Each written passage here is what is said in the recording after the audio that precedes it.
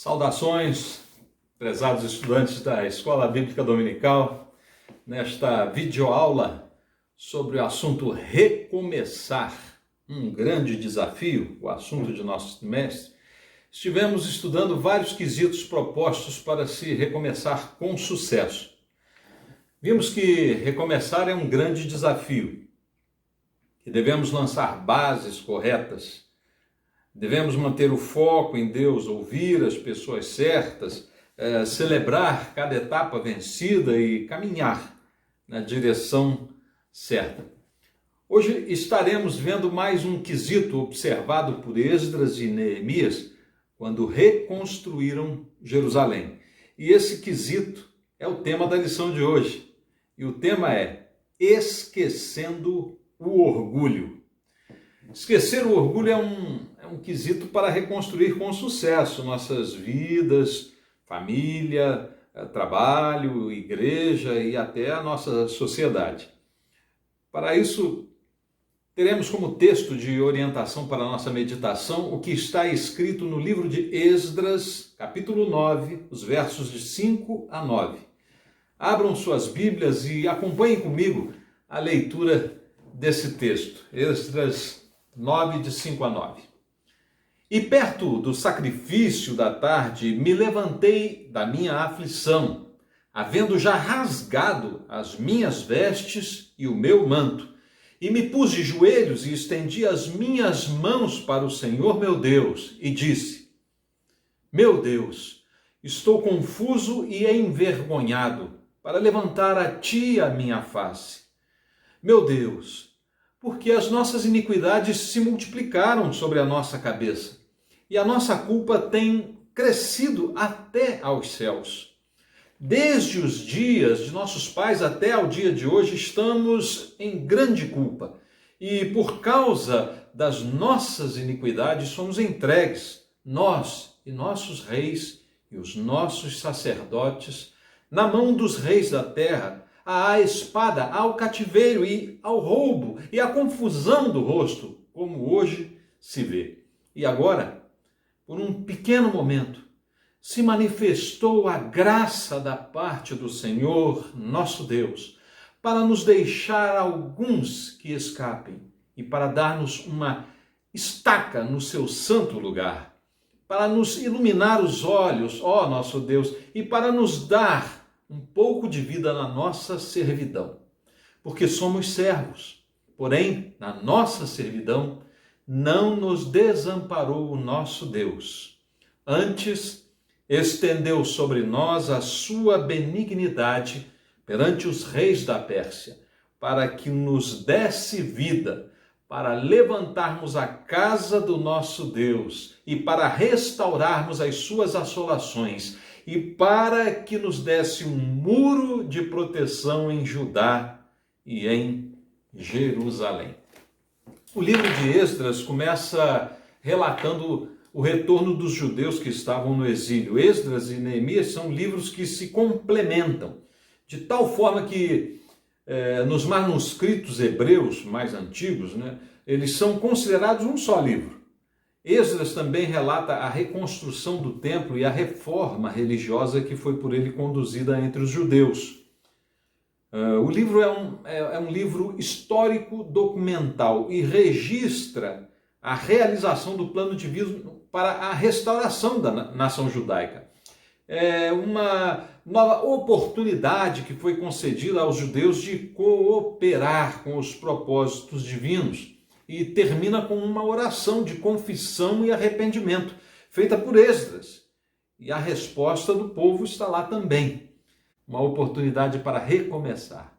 Esdras percebeu que deveria, ele e o povo, esquecer o orgulho e aí sim serem bem-sucedidos na reconstrução de sua cidade, de sua nação, de suas vidas. O orgulho foi um dos motivos da queda do homem no Éden. Segundo o dicionário, orgulho é um substantivo masculino que tem o significado de um sentimento de prazer, de grande satisfação com o próprio valor, com a própria honra. Também pode ter o significado, com um sentido pejorativo, de ser um sentimento egoísta, uma admiração pelo próprio mérito, um excesso de amor próprio, arrogância, soberba. O orgulho, então, pode ser considerado uma atitude moral positiva quando exalta a honra, e como negativa quando se manifesta a arrogância. E isso depende do momento e da intensidade que é manifesta. Por exemplo, quando você se elogia a fim de se motivar a efetuar um desafio ou projeto de vida melhor, dizendo, né, eu posso, entendendo seus limites e capacidade e não querendo se subestimar, assim como você tenha orgulho por outras pessoas que também fazem as mesmas coisas, isso costuma ser pessoalmente e socialmente positivo, desde que não haja o quê? Exageros. Sendo assim, é bom ter orgulho na medida certa. É a certeza cuidadosa de seus valores. Mas quando existe um excesso dessa valorização, ela se transforma em vaidade, ostentação e soberba, dirigindo sua visão a uma postura egoísta, coisa negativa, pois leva ao egocentrismo. Essa superestimação de si mesmo te leva a acreditar que você é melhor ou mais importante que os outros e torna-se uma deformidade de caráter e pode levá-lo com facilidade à ruína. Foi o que aconteceu com os judeus. É interessante salientar que, geralmente, os mais orgulhosos têm severas dificuldades de admitir a derrota. Os exemplos mais atuais estão aqui no Brasil e lá nos Estados Unidos. Quem perde não aceita a derrota, diz que é golpe. E fazem lá e aqui uma resistência. Aqui tentam matar o orgulhoso com uma faca, pois não podem ter arma de fogo, é proibido.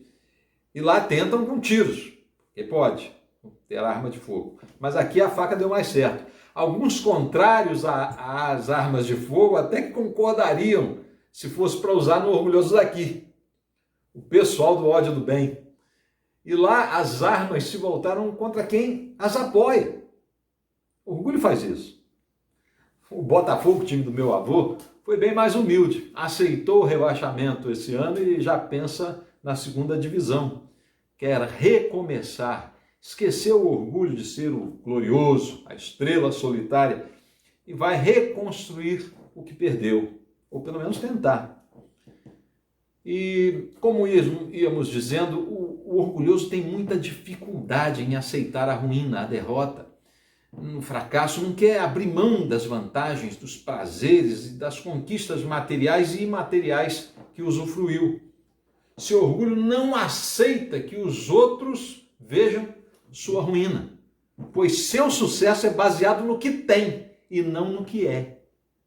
Se andava de Hilux e agora tem que andar de Palio, é uma derrota, embora os dois carros podem levar ele aonde precisar.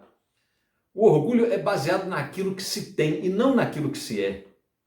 Quando você se torna aquilo que você tem e não naquilo que você é, você não é você.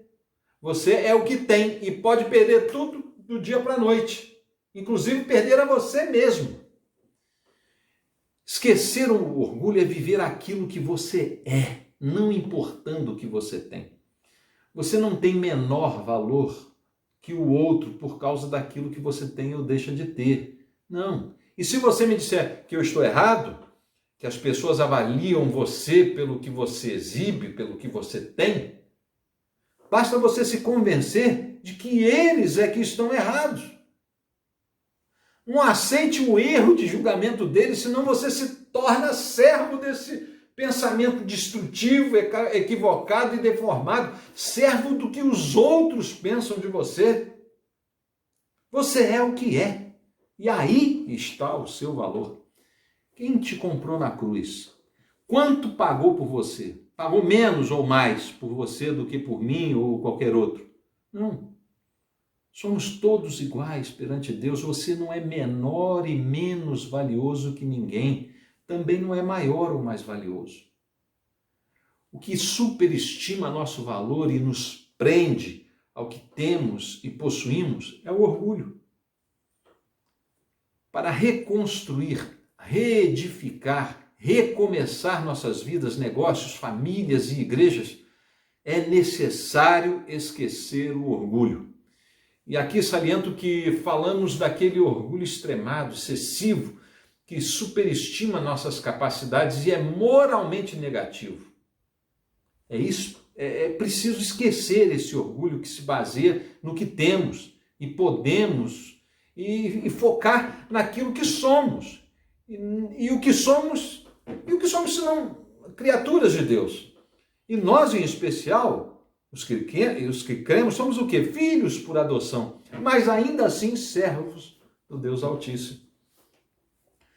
Uma oração feita por Esdras e sua atitude, aprendemos 3 coisas. A primeira é, quando esquecemos o orgulho, entramos em oração de intercessão.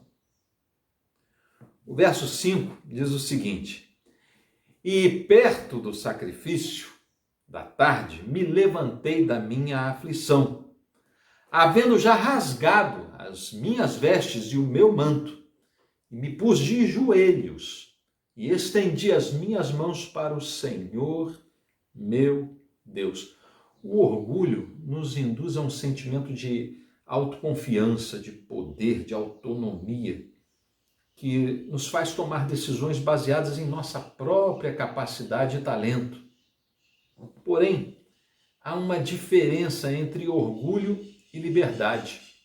O orgulho limita nossas decisões e escolhas à nossa intenção, nosso entendimento, nossa capacidade, nosso raciocínio, nosso conhecimento e autojulgamento. Isso limita o sucesso ao campo ou esfera do que nós sabemos acerca de nós mesmos, ou julgamos saber, acerca dos nossos talentos e recursos. Embora muitos de nós tenham farto entendimento, conhecimento, instrução, formação acadêmica, talentos como falar bem, se comportar bem diante dos outros, se apresentar bem, ter uma boa memória, inteligência, raciocínio rápido e ainda possuir, às vezes, recursos técnicos ou financeiros para muitos empreendimentos, nossos limites correspondem a essas capacidades, somados ao quê? Às oportunidades que, porventura, venham surgir para usar essas capacidades.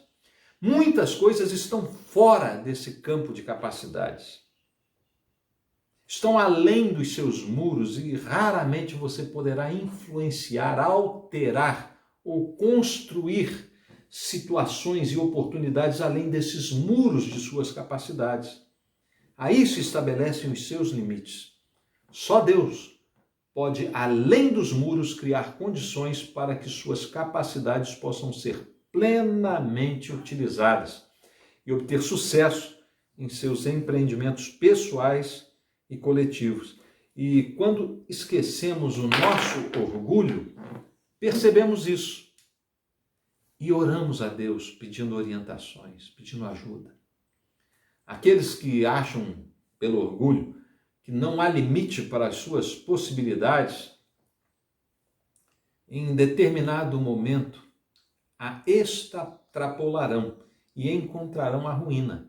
Foi assim com o povo de Deus e tem sido assim com dezenas de milhares de empresários e empreendedores, e muitos exemplos encontramos aqui bem perto de nós. Basta você abrir a mente um pouquinho. Não há liberdade plena e o orgulhoso não enxerga isso.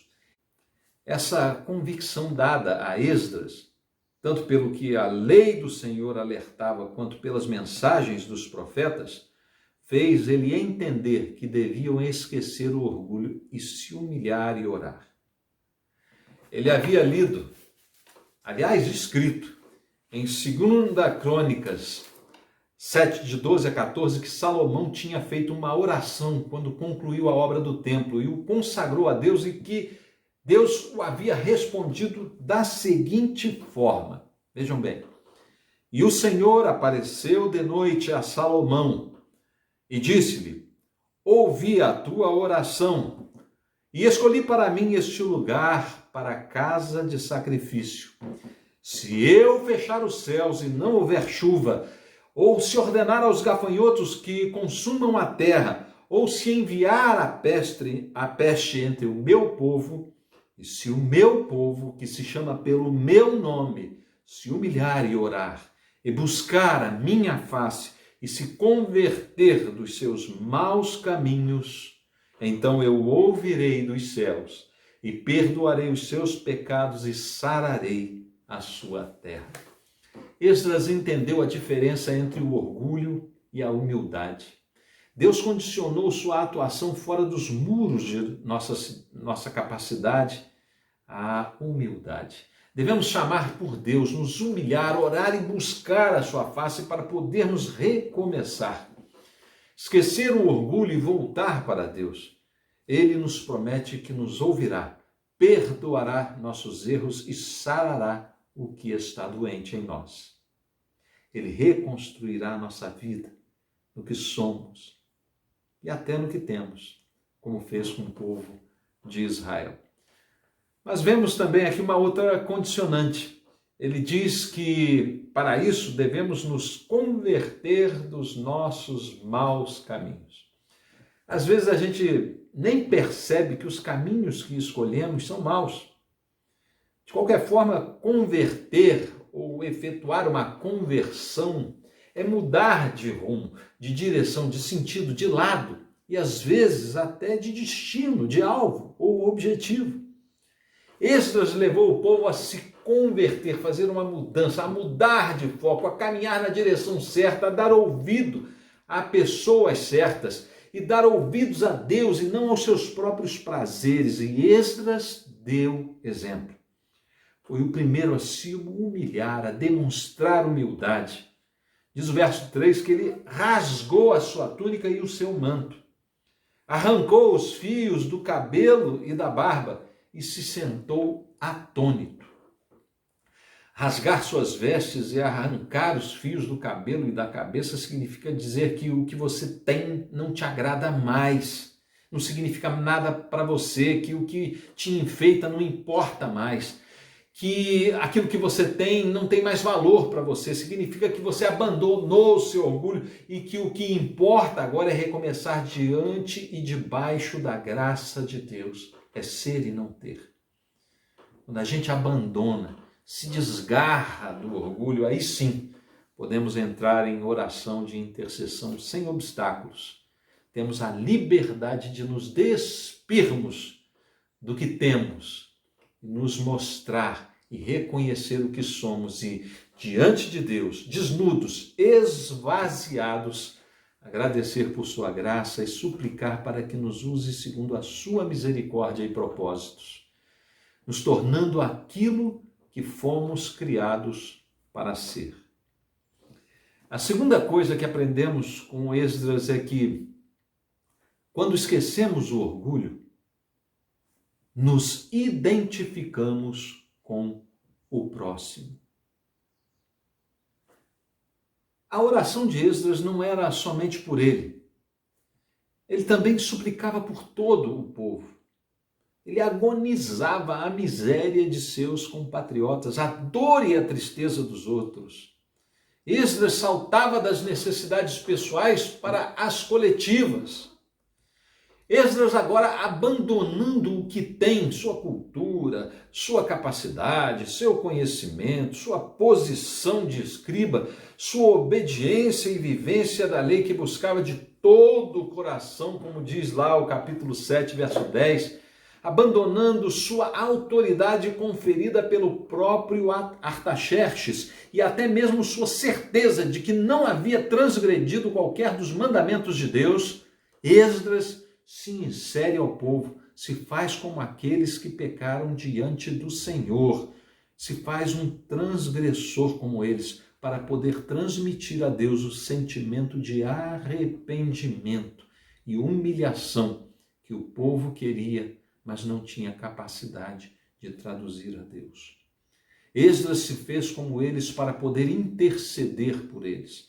No verso 6, ele diz: porque as nossas iniquidades se multiplicaram sobre a nossa cabeça e a nossa culpa tem crescido até os céus. Ele não havia praticado qualquer daquelas iniquidades, mas as consequências eram sofridas por ele também.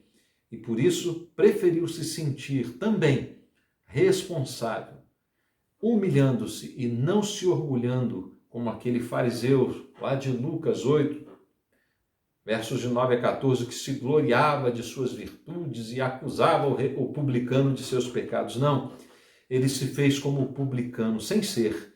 Colocou-se no lugar do próximo, esvaziou-se de seus interesses pessoais e, renunciando a tudo o que tinha, para ser o que era, um mero pecador carente da graça e da misericórdia de Deus.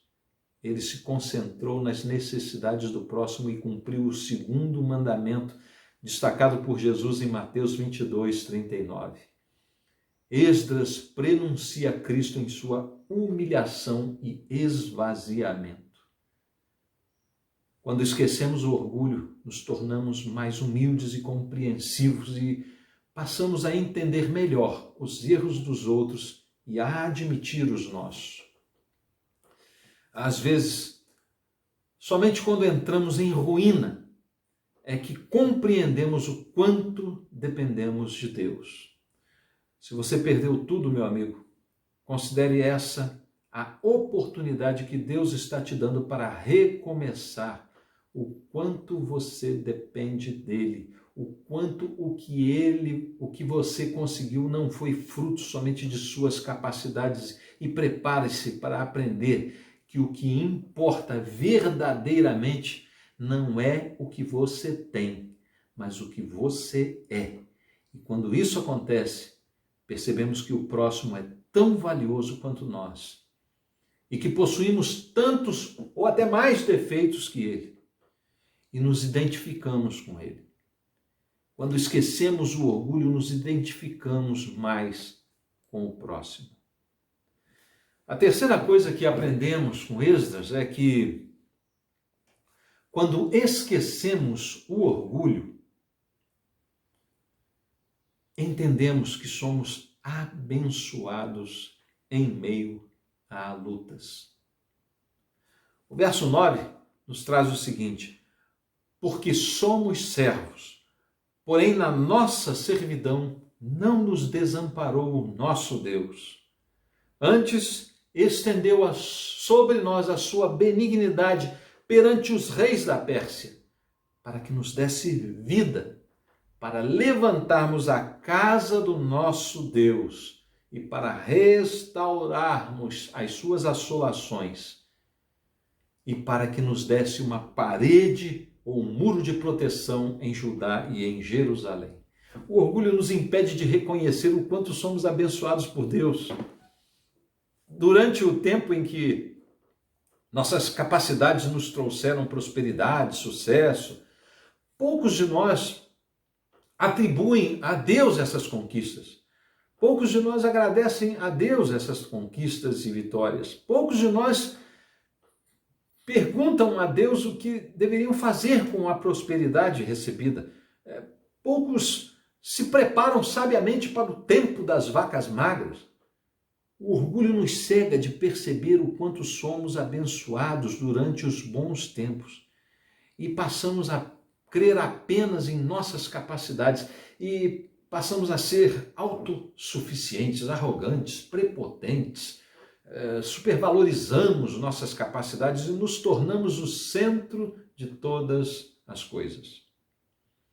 Quando somos humildes durante as vacas gordas, valorizamos o que somos e não o que temos, pois sabemos que nossas riquezas e nossos tesouros são consumidos pela traça e pela ferrugem.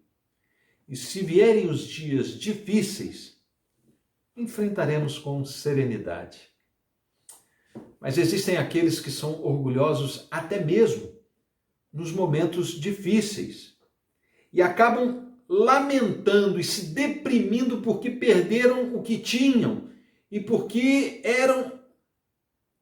o que eram era baseado no que tinham. Perdem a si mesmos.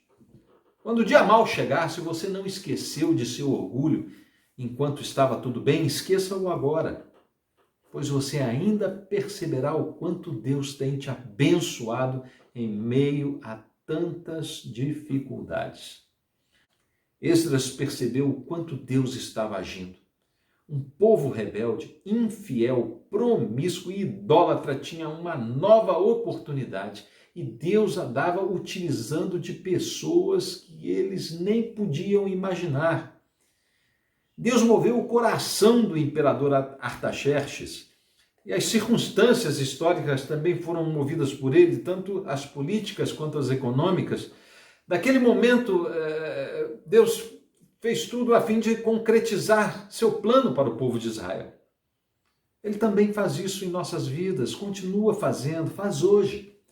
Esdras percebe isso e leva o povo a perceber isso também.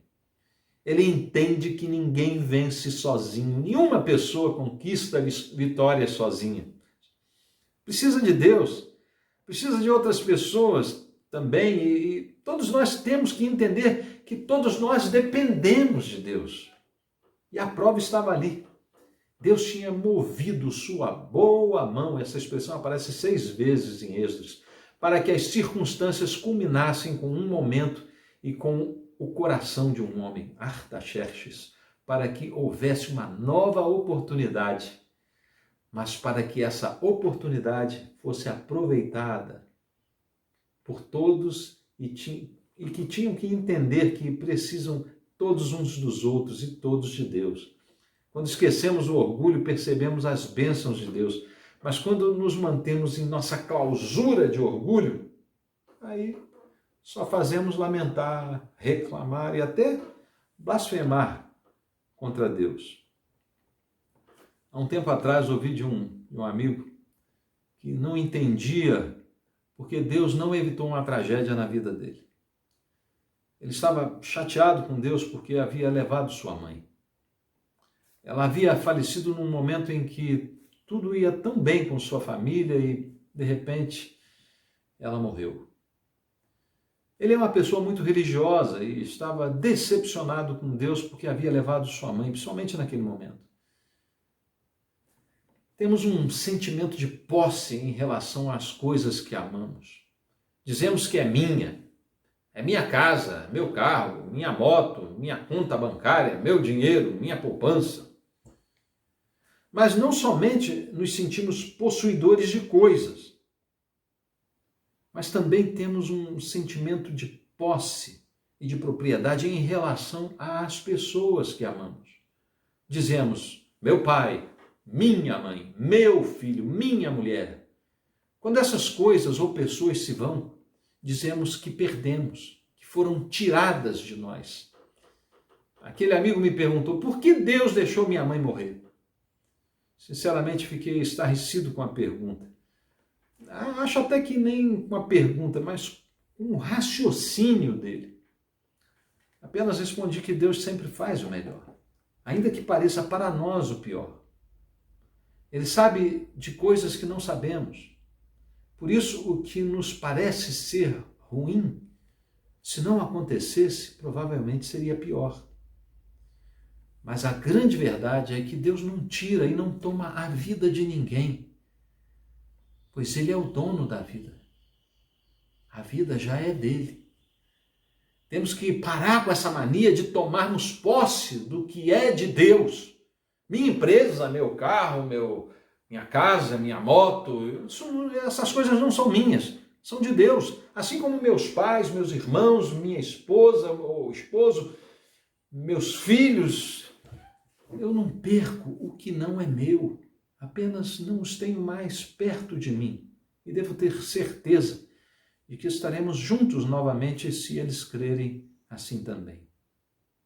Assim mesmo, eu não sou meu, minhas capacidades não foram dadas para a minha glória, mas para a glória de Deus. Minha empresa não existe para me enriquecer, mas para manter a obra de Deus na minha vida.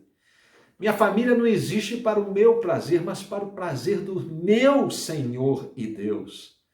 Como diz o hino 307 do cantor cristão, que tem o título Reconhecimento, diz assim, Não sou meu, por Cristo salvo, que por mim morreu na cruz. Eu confesso alegremente que pertence ao bom Jesus. Não sou meu, oh não sou meu, bom Jesus, sou todo teu.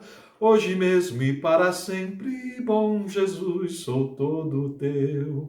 Não sou meu, por Cristo salvo, pois seu sangue derramou, e da pena do pecado a minha alma resgatou. Não sou meu, a ti confio, tudo quanto chamo meu, tudo em tuas mãos entrego, pois Senhor, sou todo teu. Não sou meu, não sou meu, não sou meu, oh não sou meu. Esse hino parece que foi composto para essa lição. Reconhecimento é a palavra que nos remete para a humilhação de Esdras diante de Deus, de sua expressão de dependência, de gratidão e arrependimento, do abandono e esvaziamento do orgulho próprio e do povo. Esquecer o orgulho é condição sine qua non para você, para mim, para nós recomeçarmos, e esse recomeço com sucesso. Quando esquecemos o orgulho, percebemos claramente o quanto Deus tem nos abençoado, mesmo nas horas difíceis. Se você não consegue perceber isso, ainda existe orgulho dentro de você e precisa ser removido. Você ainda precisa se esvaziar de algum orgulho que te faz ter vergonha de ter fracassado em seus projetos, ter perdido coisas e pessoas, ou te faz ter saudade de como eram as coisas vivendo glórias do passado e não conseguindo vislumbrar o que Deus tem feito por você nestes exatos momentos difíceis e ainda tem para você no futuro. Paulo, que perdera a sua posição de fariseu destacado entre os judeus, de ter perdido as suas fontes de subsistência, de ter perdido parte de sua saúde e na iminência de perder a sua vida, em Romanos 8, 37 a 39 disse: mas em todas estas coisas somos mais que vencedores por meio daquele que nos amou, pois estou convencido de que nem a morte, nem a vida, nem anjos, nem demônios, nem o presente, nem o futuro, nem quaisquer poderes, nem altura, nem profundidade, nem qualquer outra coisa na criação será capaz de nos separar do amor de Deus que está em Cristo Jesus, nosso Senhor. Somos mais que vencedores. Toma posse da vitória, meu irmão. Da mesma forma que Esdras disse no verso 6, que as nossas iniquidades se multiplicaram sobre a nossa cabeça e a nossa culpa tem crescido até aos céus, Paulo diz no verso 35, em todas essas coisas somos mais que vencedores. Ambos se colocaram como povo, como membros da congregação, como integrantes deste corpo que é a igreja. Meu sucesso ou insucesso é o sucesso e insucesso de todos. Meus erros e acertos são os erros e acertos de todo o povo. Eles, Esdras e Paulo, nos ensinam a assumir isso, que nada somos sozinhos, que ninguém vence sozinho, que nossa caminhada é construída por várias mãos, não podemos ser orgulhosos.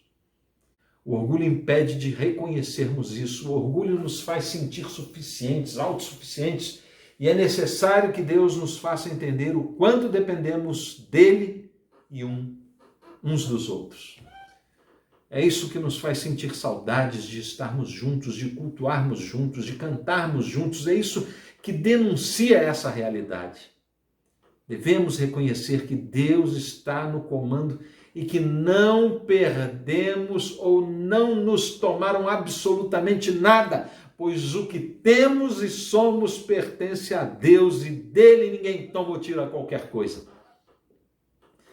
Desapegue-se do orgulho e viva a liberdade de viver para aquele que é capaz de fazer infinitamente mais do que tudo o que pedimos ou pensamos, de acordo com o seu poder que atua em nós. Efésios 3:20. Um poder que atua em nós, não apenas em mim para que me vanglorie, mas um poder que não vem de mim, nem de nós, mas daquele que atua em nós. Deus atuou na vida de seu povo enquanto estava no exílio babilônico e persa.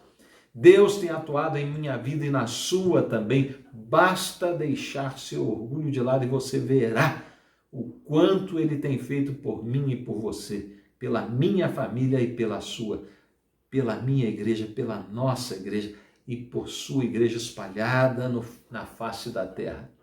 Deus está no controle. O texto que lemos no início, vemos Esdras declarar isso no verso 9, dizendo: somos servos, porém na nossa servidão não nos desamparou o nosso Deus. Esquecer o orgulho é isso, é esvaziar de si mesmo, é dizer que não vive mais, mas Cristo vive em você. Quando aprendemos isso, percebemos o quão estamos longe de ser o que nascemos para ser e o quanto estamos buscando ter e não ser. Esse distanciamento tem trazido severos prejuízos para a humanidade, para a nossa nação, para nosso estado, para a nossa cidade, para a nossa igreja, para a nossa família e para nós mesmos, individual e coletivamente. E depois dessa lição, espero que você e eu entendamos isso e nos ajudemos a viver em novidade de vida. Esqueça o orgulho e venha ser um vencedor, pois somos mais que vencedores por meio daquele que nos amou. Quando esquecemos o orgulho, entendemos que somos abençoados em meio às lutas. Nosso comentarista conclui nos convidando a pensar e a agir sobre algumas questões.